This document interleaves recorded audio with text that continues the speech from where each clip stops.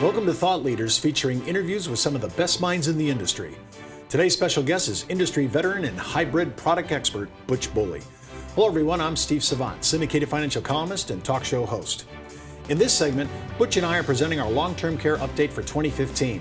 The price tag for elder care continues to climb as medical costs soar and people are just living longer.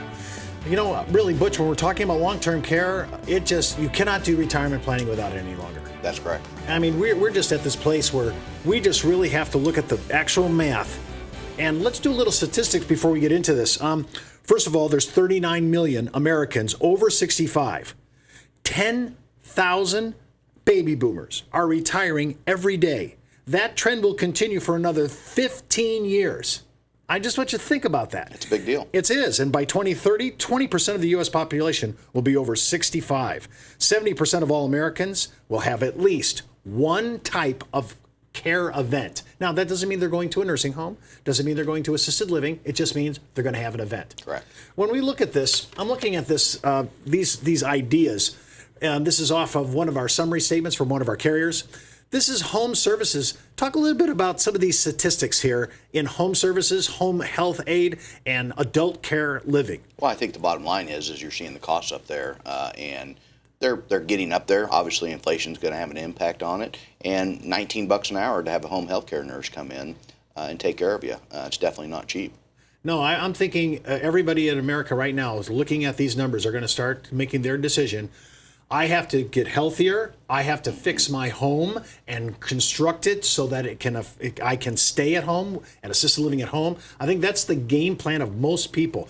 And because we're going to be living longer and because the longevity is huge, I think we're just going to have to settle down. We're going to have an event. We just don't know how big it's going to be. Correct. So when I'm looking at homes healthcare, I'm looking at $20. That's the national average. By the way, I cannot tell you, and I have material on this, every state has their number, but every region inside a state, there are differences. And I mean, it can go 25, 30%.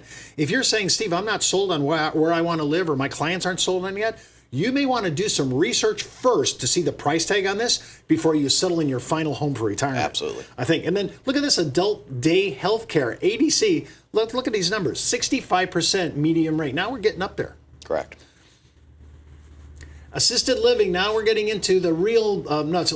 Talk about some of these numbers. These are big numbers. They are big numbers. And I think that's where most people, they consider the long-term care is in an actual facility. Mm-hmm. Mainly probably because their mom and dad, and they maybe have had to put their mom and dad into one of those two types of facilities. Look at that. National medium monthly rate is $3,500 a month. And they're talking about a 5-year annual growth of inflation of about 4.29. I think that's probably conservative. Hopefully, I think we're talking about inflation being so low right now. Social Security in 2016 is not going to have a raise in its benefit. But I'm still looking at these numbers, and it's a pretty big one. Yep. A semi-private room for nursing home. And think about the word. When they mean semi-private, you're sharing with somebody? Correct. So you have to think in your mind, hey, there's privacy issues here, and it's $212, and that's not private. Everybody love to have their own room. Cost goes up dramatically when you have that. I'm thinking about the true impact of long-term care. Less focus on careers. You're looking at a third of caregivers surveyed provided 30 or more hours per week on the average that required 21 hours. Now I'm asking you to think about this. Do any of your family ever needed long-term care assistance? Absolutely. And for example, my mom and dad right now, my dad's probably getting ready to at least have some home health care because my mom's simply not able to do it much longer. Families are really involved right now in caregiving, especially female baby boomers with their mothers, either at home or in assisted living or a full-blown nursing home. They're spending some serious time here. And now all of a sudden we're trying to accommodate policies that will actually help the caregiver. They even give time off for the caregiver so they can bring a substitute in and give a little breathing room and a little bit of R&R for the caregiver at home. Absolutely. 65% of caregivers missed work, ranging from working less and being late or absent just because they had other people to care for. And that, to me, is going to be another impact. It's not just the person at ground zero who needs the help. It's everybody in the family that's affected. That's correct. Let's talk about less time for life. 46% said that providing care impacted their personal health and well-being. Now, it's not only it's taking my time, my own personal health may be in jeopardy because I'm doing all this work. I'm thinking if I went to this client and I said to the client, can you take your husband and carry him out to the living room? She goes, no. I said, if you can't do it now in the 60s, how are you going to do it when he's in his 80s? Yeah, it's a big deal. That caregiver aspect, and I've had some real life experiences with that. It can actually, it takes a toll on you, both mentally and physically. So when we're looking at 34% indicate a negative impact on their family in general, there's less money for extra things because we're spending it on care. And this is affecting not only the person who needs care, but the caregiver, because a lot of families come out of their own pocket to pay this.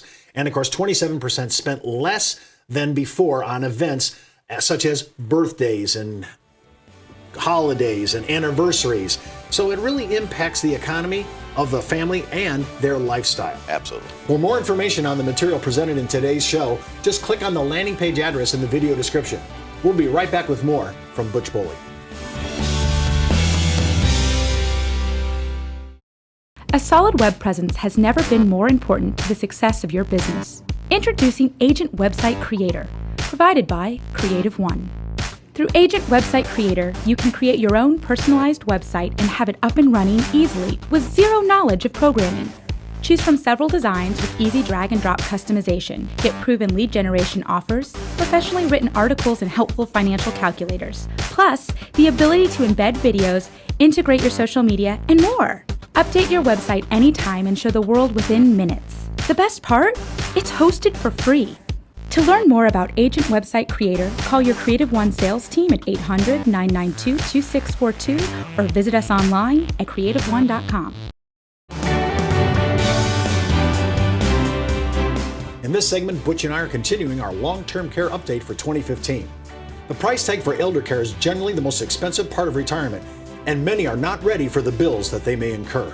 Well, that's an understatement, I have to say. So when we're talking about what we're going to have to actually spend in long-term care, the actual benefit that I have on my personal long-term care is $450,000 of assets that I can use in that. It could be at home. It could be in a facility, assisted living. It could be in a nursing home. So I have all those bases covered. But really, we're talking a lot of money here and a lot of expense loads that we're not ready for. And I want to talk about this with you, Butch, because you kind of mapped out some ideas here. And walk me through some of this individual disability and the impact at certain age groups. Yeah, I think the segment that really jumps out at me personally is this 65 to 74-year-olds. 26% of them will have some sort of disability at that time, and then obviously 75 years and over jumps up to 51%. So that's a big number. When we think about what we're going to need in our long-term care, they use this thing called ADL, Activities of Daily Living. I want to walk through some of this. This is it's hard for you and I to believe this because we're in such good health. We can't believe we're going to be that old. Correct. But really, when we're looking at it, bathing yourself. Yeah, I mean, everybody takes it for granted.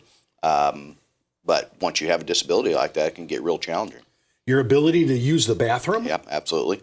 That's a big one. What about dressing? I can't imagine I'm going to need help dressing myself. I mean, think about trying to tie your shoes. If you have some sort of disability, that can get pretty tough. I've noticed that many geriatrics now that have any kind of arthritis, rheumatoid arthritis, they're all going to Velcro. Yeah, absolutely. It just, that's the way it is.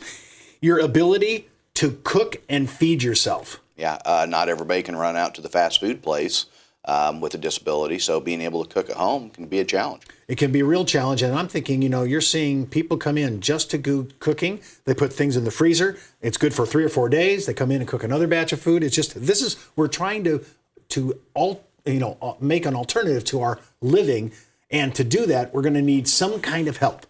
How about toileting? And this is the scary one because I can't. I have to have somebody in there to help me use the toilet. Yeah, not a fun part in life to have that assistance come in for you, and especially when it's a family member. Well, I'm just trying to think of there's so many dignity issues here, and you're trying to live life in a dignified way, and now I need help. Yeah. In my normal toiletry. That blows my mind. How about transferring? I have to get from one place to another. I have to get to my bed. I have to get out of my bed. I have to get from the bed to the bathroom. Yeah. I'm going to need some kind of assistance there. These are the 6 conventional activities of daily living. So when I look at that, I'm thinking most contracts, whether they're full-blown, standalone, long-term care, and or that they're actually hybrid, whether it's life insurance and or annuity hybrids, they pretty much, these are your 6 Absolutely. ADLs. That's correct. And what do they usually require to start to trigger a benefit? Something from your primary physician saying that you are truly deficient in 2 of these 6 activities. Oh, so it has to be at least 2. Has to be at Could least be 2. more, but it can't be 1. That's correct. Has to be 2. Now let's talk about this because, we're talking about how are we going to pay for this? This is just, we're going to talk about that in the next segment, but I want to just kind of walk through. Long-term care is paid by personal expenses. In America right now, almost all of this is coming out of our own pockets. So that's one way. And is that an efficient way for Americans to pay for this? Probably not. It can get pretty expensive, and that's the purpose of insurance, is to have a lower cost for a bigger benefit. About 3 weeks ago, I tweeted on a gal who has dementia. She's 76, 77 years of age. She's already burned through almost $750,000 of support cost. It's amazing. It is. Now, people are taking reverse mortgages out just to pay for this kind of care. Correct. Now, the good part is well, I guess you can do it. It's one way of doing it, but you're chewing up your equity in your home. Yeah, absolutely. What about accelerated death benefits? Now, you do a lot of this. How does that work? Well, you basically lump sum deposit, whether it's in an annuity or a life insurance policy. You get a bump up or an increase in your aggregate benefit, and you can take up to 2%. On the life insurance side, it's typically up to 2% of the new aggregate death benefit. On the annuity side, it could be a certain number of months or years of payout.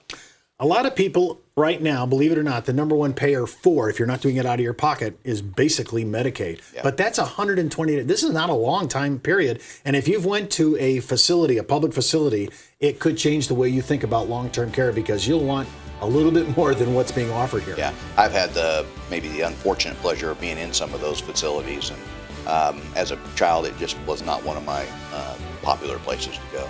For more information on the material presented in today's show, just click on the landing page address in the video description. And for more information on all our shows, seminars, and workshops, just follow us out on social media or visit us out on our webpage. I'm Steve Savant. We'll see you next time on Thought Leaders. And remember, keep thinking outside the box.